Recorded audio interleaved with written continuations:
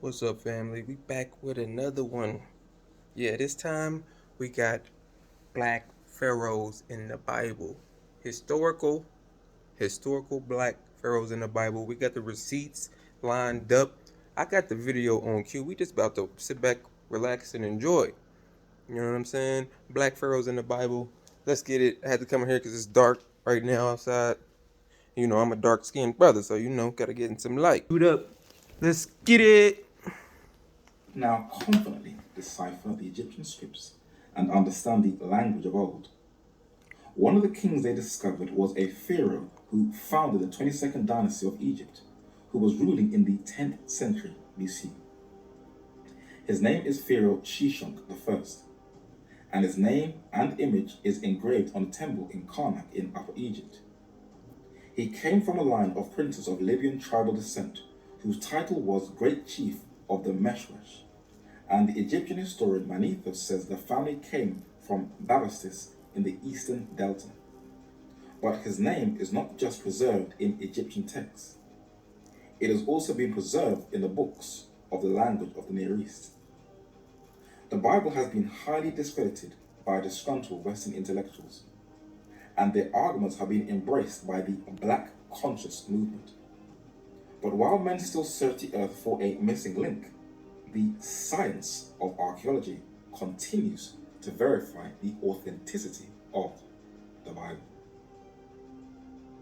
In 1 Kings chapter 11 and verse 40, it reads that Solomon sought therefore to kill Jeroboam. And Jeroboam arose and fled into Egypt, and Shishak, known in the hieroglyphs as Shishonk, king of Egypt, and was in Egypt until the death of Solomon. There it is. Pharaoh Shishak was also mentioned in other passages of the Holy Scriptures when he invaded Jerusalem for the rebellion. The Black conscious movement insists that the Bible is a white man's book, but can never explain what Egyptian pharaohs are doing in that book.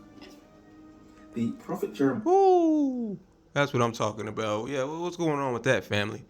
We hear them all the time. That's white man's book. That's not our book. What's these pharaohs doing off in here then? Why would they be writing about black pharaohs? I thought these was racist white folk.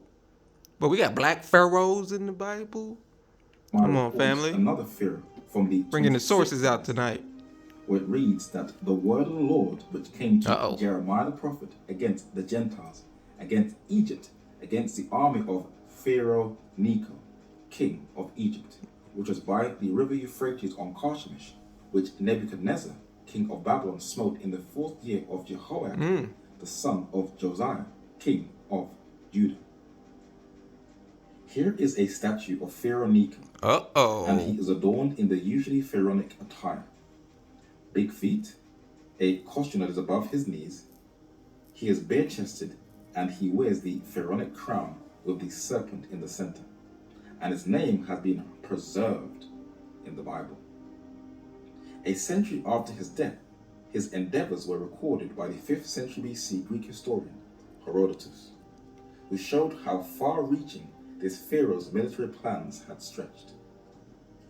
Herodotus says that Psammetichus left a son, Necos, who succeeded him. It was Necos, also known as Necho, who began the construction of the canal to the Persian Gulf, a work afterwards completed by Darius the Persian. Then after a reign of 16 years, he died and was succeeded by his son, Samis. Britain produced a... Y'all see that? We just getting warmed up, though. We just getting warmed up. We gonna bring out the receipts. We gotta skip through because this thing is like an hour long, and y'all don't got no hour to be watching this. Let's get it. And despite his warped racial views, he said that Pharaoh Necho, king of Egypt in 609 BC, more receipts, came up to fight the king of Assyria at Carchemish by the Euphrates, and Josiah went out against him.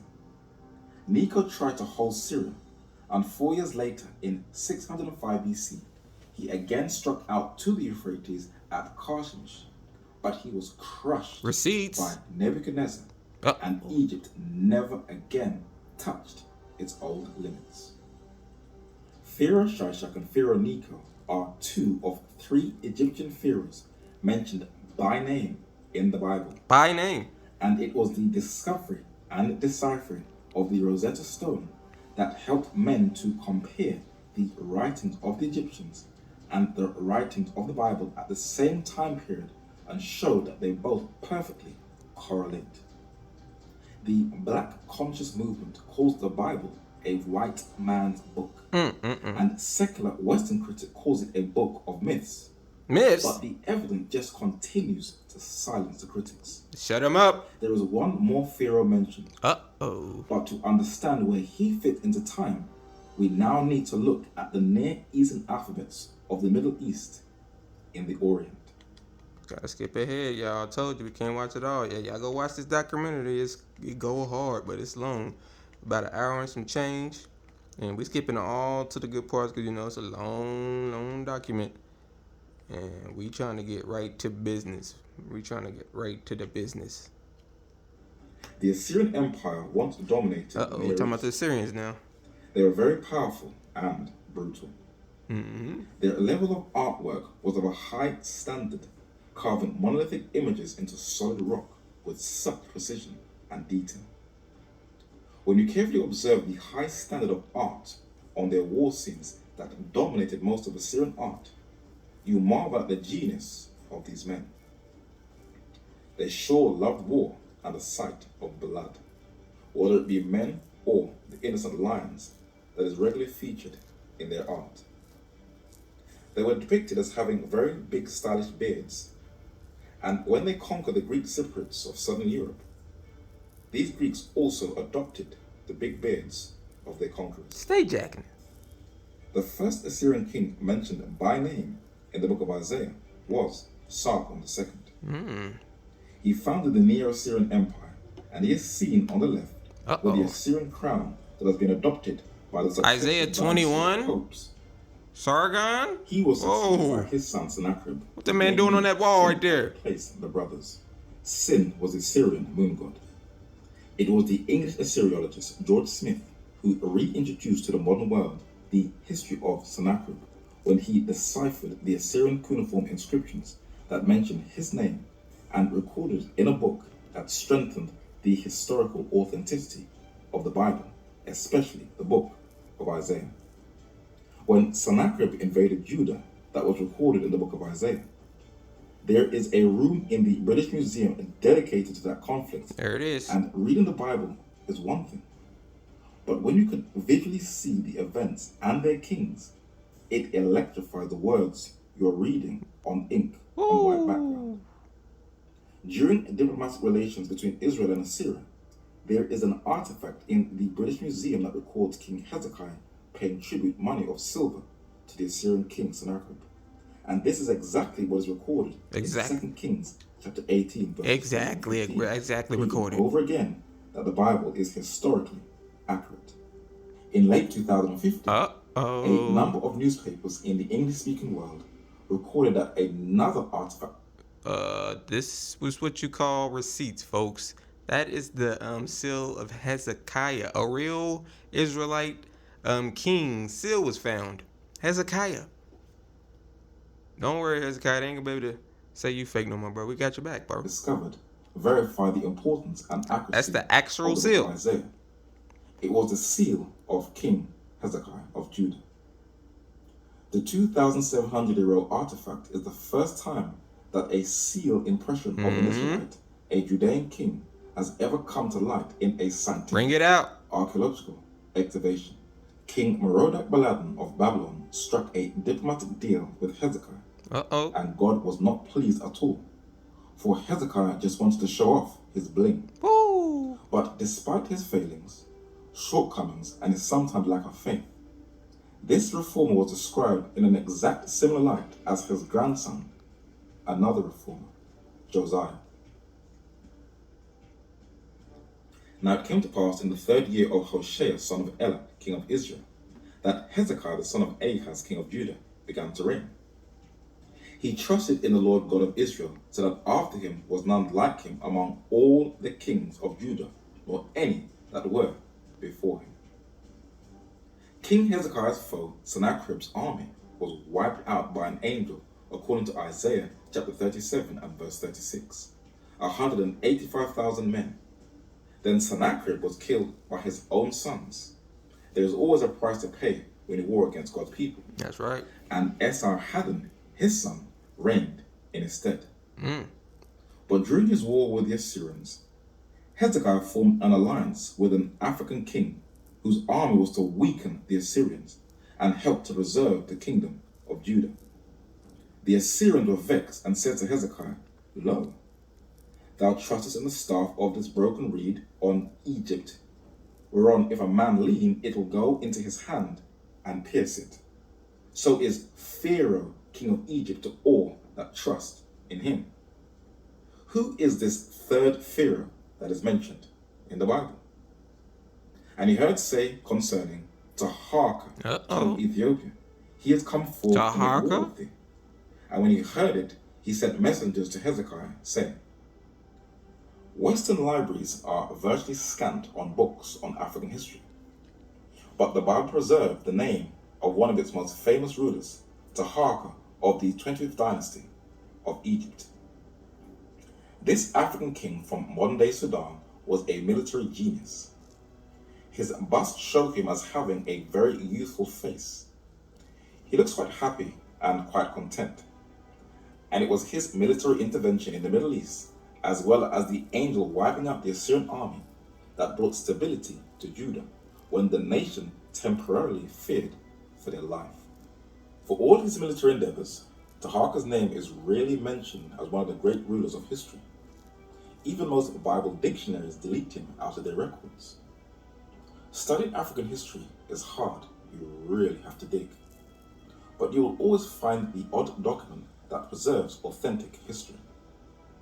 In the February 2008 edition of National Geographic, there is a very interesting article on the Black Pharaohs of the 25th dynasty. It's National Geographic bringing it out. To wonderment. Y'all see it. Without defacing a single pre-existing monument, Taharka made Thebes his. He did the same. This is not Bible. Upriver. This is not Bible. We got other sources outside the Bible, so don't give me that. In the Nubian city of Napata. English Egyptologist Sir William Matthew Flinders Petrie, in his Egypt and Israel, says that the campaign of Sennacherib in Judea in 701 BC, more receipts, where Taharka is named as being king of Ethiopia, and Hezekiah was warned against trusting him. Taharka was not sole sovereign till 693 at the death of Shabbatako, but he had been sent down to Egypt at the age of 20 as viceroy. Building on that foundation was a book published in 19... Y'all can see. We're going to part 2. We're going to try to make this real quick. But y'all see, that wasn't just the Bible. That was just historical people talking about, hey, we know about these pharaohs. We know about these pharaohs. You know what I'm saying? If y'all enjoying the video so far, hit that like button, hit the share. People want to know about these real pharaohs, man. And we almost done. We ain't gonna be too long on this one. We just gonna go over a couple of them pharaohs again, and then we're gonna look at the culture, cause the culture, ain't gonna lie, fam, not the best culture. Our people did not have the best culture out there, even though we was pharaohs and everything like that. So let's get into this part 2. It's 3 parts on this. This is called Black Consciousness versus Christ Consciousness. Because, you know, he getting at them black conscious people trying to take us back to all of that nonsense. And, yeah, he got 3 parts. 3 different continents.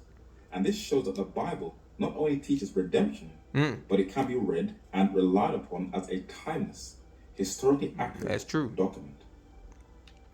The continent of Africa has been misrepresented as insignificant, contributing nothing to human civilization. Oh, no. But the Bible has preserved 3 of its kings. Pharaoh Shishak I, known in the Bible as Shishak, was of Libyan descent. He founded the 22nd dynasty of Egypt and is first mentioned in the Bible as offering an asylum in Egypt for Jeroboam, who was being pursued to death by King Solomon. Shishak later invaded Jerusalem and was successful as a result of the apostasy of King Rehoboam. Pharaoh Necho, or Necho II, was a king of the 26th dynasty of Egypt, and was known as working on a huge construction project according to Herodotus. When warring against the king of Assyria, he defeated and slew Josiah, king of Judah, at the Battle of Megiddo. I'll go look at them Bible verses. I ain't Necho was playing. eventually defeated by Nebuchadnezzar, king of Babylon. But the most successful of those three pharaohs was King Taharka, who was from the Sudan. Only of recent have some scholars chronicled him as one of Egypt's greatest kings. He was the most famous of the black pharaohs of the Pharaoh dynasty, where he formed an alliance with King Hezekiah of Judah, and his military endeavors hindered the progress of the Assyrian army defeating the kingdom of Judah. Taharka is not only recorded on Egyptian hieroglyphs, but in the book of Isaiah, the most preserved of the Dead Sea Scrolls that were discovered in 1947. But he wasn't the only heathen king mentioned in that book. There were others. The portion of Asia called the Near East was once dominated by the Assyrians of northern Iraq, a brutal people who were later humbled by the preaching of Jonah. In the 19th century, the British Museum introduced the archaeological science of Assyriology, and kings who were once seen as mythological figures were now proven to be real individuals who once left a deep impact on the ancient world. Yep. The first Assyrian king recorded by the prophet Isaiah was Sargon II. There he is He was again. apparently the founder of the last Neo-Assyrian dynasty, and he is adorned in the Assyrian mitre, robes, and scepter, a symbol of his authority. He was succeeded by his son Sennacherib, an Assyrian king who threatened King Hezekiah of Judah, invaded Lachish, and cursed God. He was later killed by two of his sons and was succeeded by his other son Esarhaddon, the third Assyrian king mentioned by the prophet Isaiah, with his father and grandfather, and on display in the British Museum.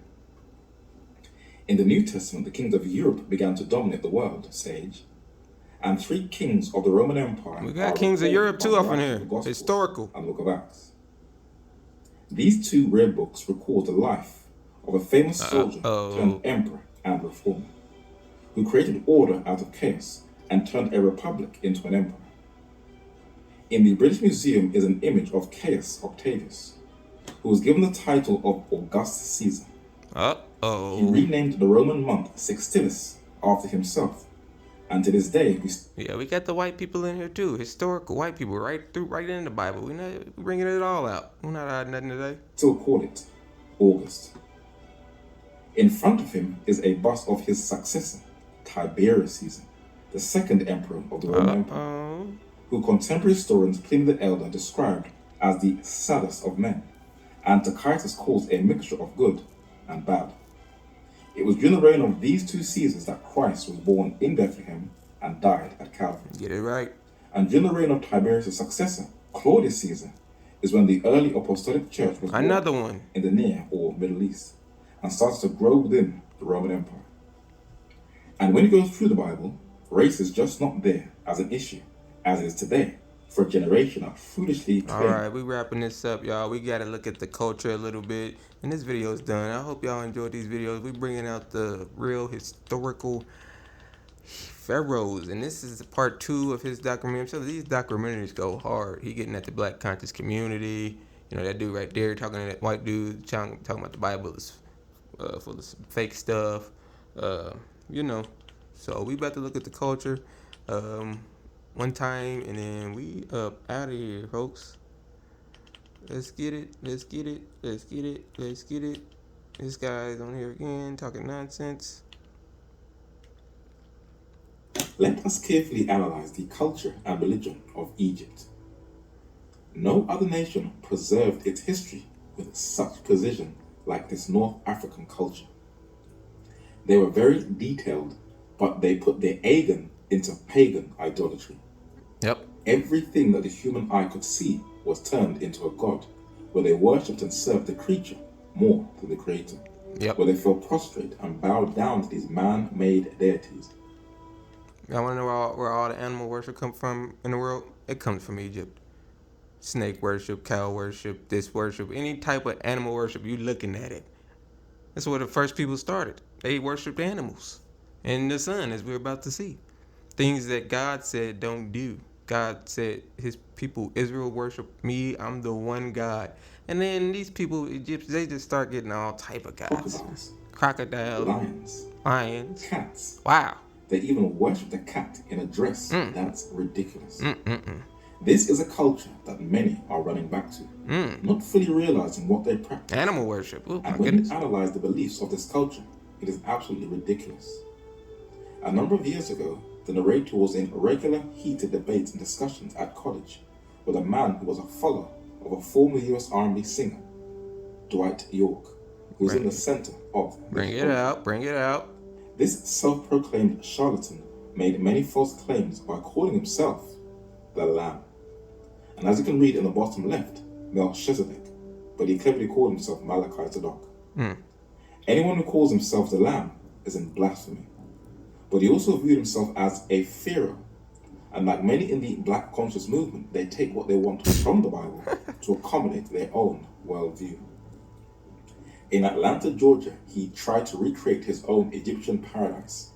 And he had quite a huge following. Code alert. When he was at his peak of self-delusionment. And the narrator just knew this man was a blatant scam artist.